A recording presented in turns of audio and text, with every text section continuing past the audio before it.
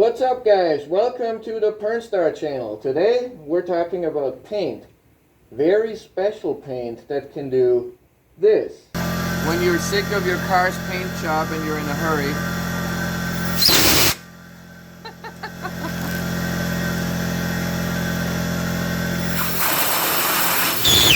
Oh, it's loud. Bye-bye, Blue. And that.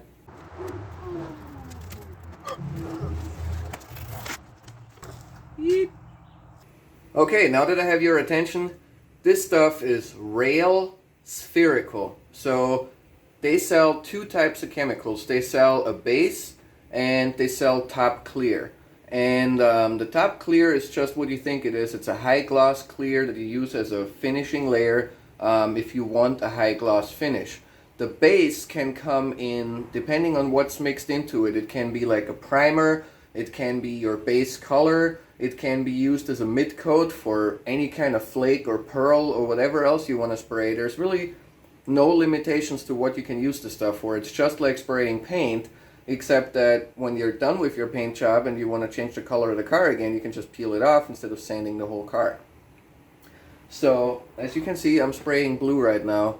And for those that have seen Bloo in the past, the last paint job was also done with this stuff. It was super high gloss, crazy amount of holographic flake and pearl in it, and it never came across in pictures really, but it looked amazing in person in the sunlight.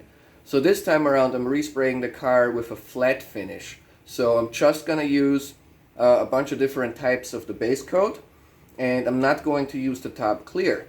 The best way to think about this, it's a type of paint that gives you the best of both worlds. It gives you all the creative advantages and the visual of paint with the ease of removal of a wrap.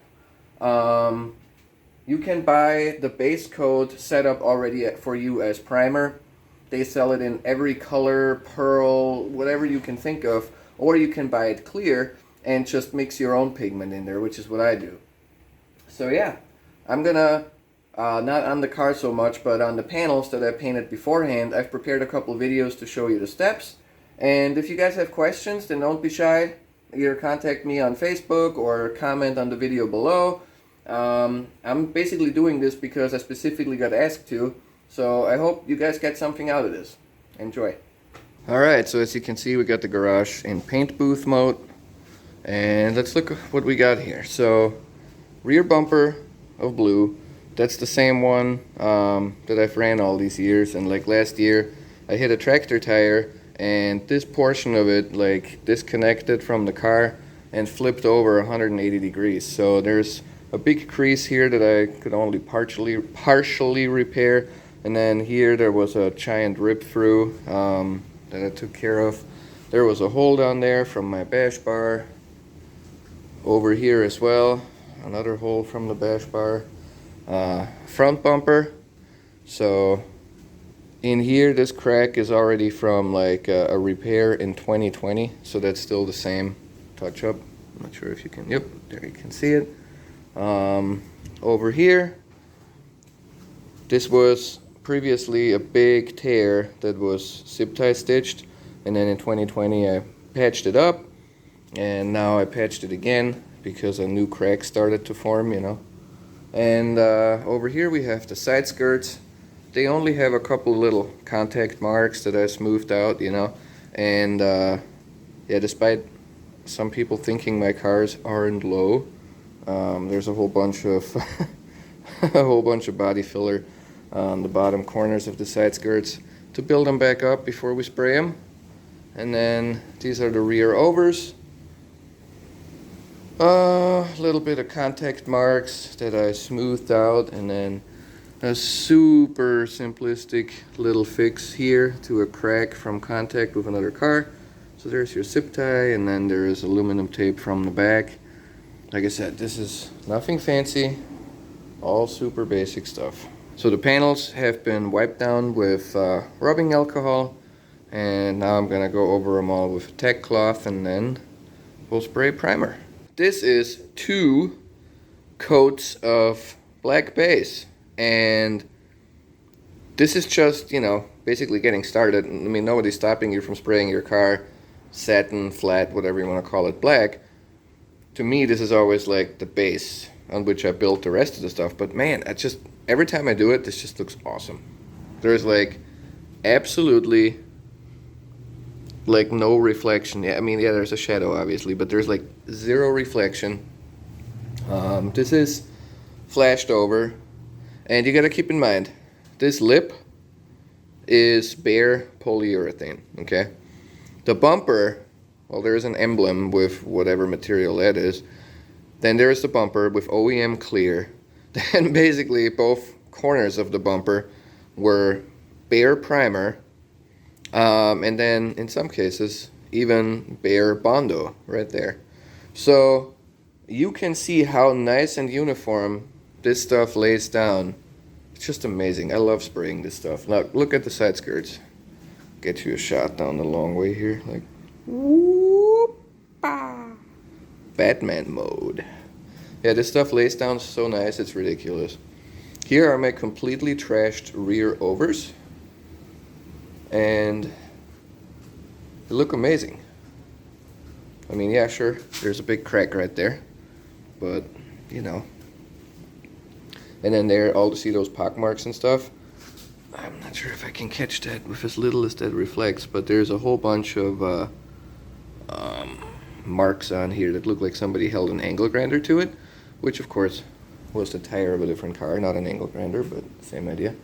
And then you remember how trashed that rear bumper was. Like, I mean, I'm not even kidding. This rear bumper, in this country anyway, in the US, nobody would reuse this bumper. This bumper would go to the junk pile, you know. And I brought it back from the dead. So no, this is not perfect. Of course not. Never claimed it was gonna be. But there was literally a hole the size of my fist right there.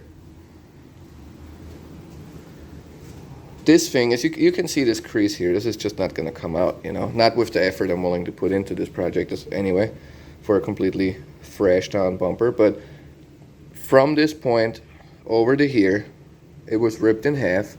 And this whole bumper was inverted over the other side. That's how come there's such a crease. But, you know, it's usable if you ask me. So that was base, which, you know, I guess I should call it primer, because it's like the first coat that goes on whatever it is that you have underneath, you know. Ideally, OEM clear coat, but I have literally sprayed this on gel coat, on, I think these are ABS plastic anyway, I'm not sure, because those are actually Rep Rocket Bunny overs, so they're plastic, but I'm not exactly sure which one. OEM clear, of course, polyurethane bare, and then back here, let's get a shot from this angle. This bottom portion here, there's like a 1/4 inch of the quarter panel, there's a 1/4 inch of the side skirt where there is no side skirt. This is Bondo. So the rest of it was gel coat, because I peeled off the last paint job, so it went back to the way I received it, gel coat. And down here is literally sanded Bondo. And look how nice and uniform that looks. Like, I'm telling you, this stuff is amazing. Alright, so now we're 2/3 done. This is after 2 coats of my blue base that I mixed up. And you can see it's super flat looking, super nice and uniform. And there is a distinct challenge when spraying flat. And that is, it's kind of like a double-edged sword. So on the one hand, if you spray flake with lots of gloss, then the gloss and the flake will hide all your defects, but it's really hard to spray. When you're spraying flat, it's super easy to spray, but the paint will show every single defect and scratch and mosquito that decided to chill in your paint and everything. So it's a win some, lose some kind of scenario. This is definitely not going to be a forgiving paint job. Like, it'll show every single imperfection. But the whole objective here for me to go flat blue this time was that I wanted something that actually pops in videos and in pictures and not just looks cool in person. So on to the final 2 coats. There we go. The special sauce. We'll see what this does. Yeah, like I said, this time I opted to spray the car flat. So there she is, smooth. It has of course the distinct disadvantage that all your boo-boos show up a lot more, but that's okay. Kind of like a mid-season refresh where I left all the smashed up panels on the car, patched up all the plastics, all the body panels, and just get her looking fresh again. Get that shot from back here. There you go. Smooth. I like it. So just for reference, this is some of the sparkle and gloss that I got out of this RAAIL stuff when I did spray the high gloss clear. That was Bloo's last job, and when it was out of focus you could see how nice the flake pops, and as soon as it's in focus it just looks like specks of dust. But that's what you get with the clear versus what I did this time, which is just leaving it flat. So there you go. That's the different finishes you can get. It just depends on what you're trying to do. And like I said, not sure I'm loving this, but I wanted to try having the car flat for once and basically not judge it in my garage, but see what it looks like in action shots, and then I'll decide if I like this or not. And if I hate it, the beauty of this is that in about one afternoon it can all be gone, and then I can just spray whatever else. So there is that. I was basically done with the video portion of this project when I realized that I should probably give you guys some pointers or lessons learned of what I've came across when I used this product. So just off the top of my head, equipment wise, obviously you're gonna need a good air compressor and some HVLP guns, just like you would with paint.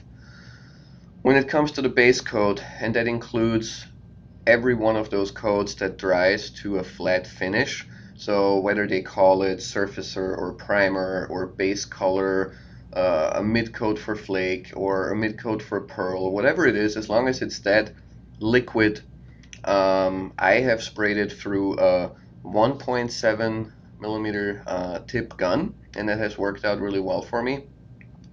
Another thing that's worth noting is that the base coat liquid can be thinned with xylene, and I was told it can be safely thinned up to 10%.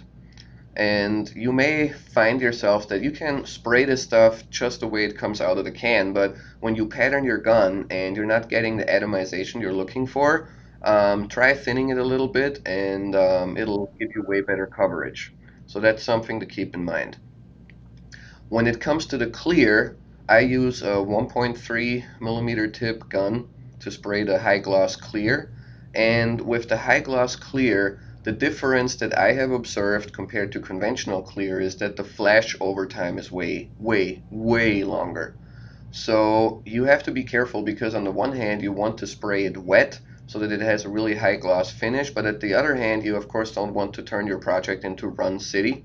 So I would recommend like a feathered spraying approach, and you typically spray 2 coats of the gloss clear.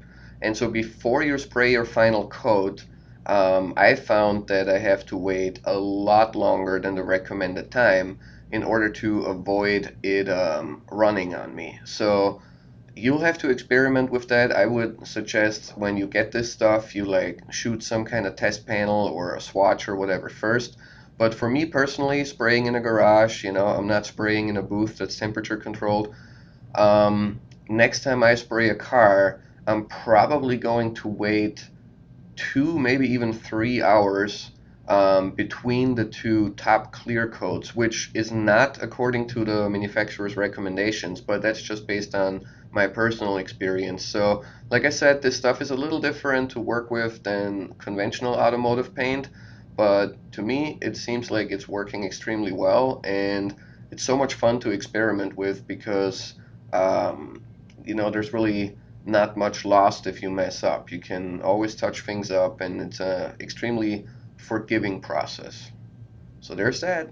I guess you could say that I'm kind of saving the best for last. So I wanted to share something else with you guys here. And that's something I kind of brought up earlier. I feel like compared to conventional wraps, being able to spray whatever you want just gives you so much more room for creativity. And so while I'm talking about this, here is a still shot of Blue sitting in my garage, and you can see that flat blue finish. And you'll notice in the backdrop there that it's dark outside, right? Behind the glass door there in my garage. So now, let's take a glance at what this paint job looks like when the lights are off. Mm-hmm. Yep. Remember earlier in the video when I stirred that one pot of paint and I said the special sauce? Well, that special sauce is actually glow in the dark blue pigment. And that was an experiment that I have never done before. I have mixed feelings on how it came out. I don't know if you've ever sprayed a paint pigment that you can't see when you spray it, because that's basically what happened here. So getting even coverage was extremely tough, borderline impossible. And I learned a lot from it, and I'm really looking forward to seeing what the media guys can do capturing the look of this car. And really hope that somebody's gonna do like a light painting type shoot with this car at night, where essentially the picture is all black and then you just see the paint on the car glow and maybe like the moon in the background or something, should give make for some cool photo opportunities. So I'm excited about that. That's all for today's little episode. Like I said, I made this video specifically because people asked me uh, about this type of paint, and because they were all floored and couldn't believe that Blue's paint in the past, that glitter job that I had on it, was anything other than regular paint. So there you go. I hope it helps someone out, and let me know what you think. Thanks, guys. Laters.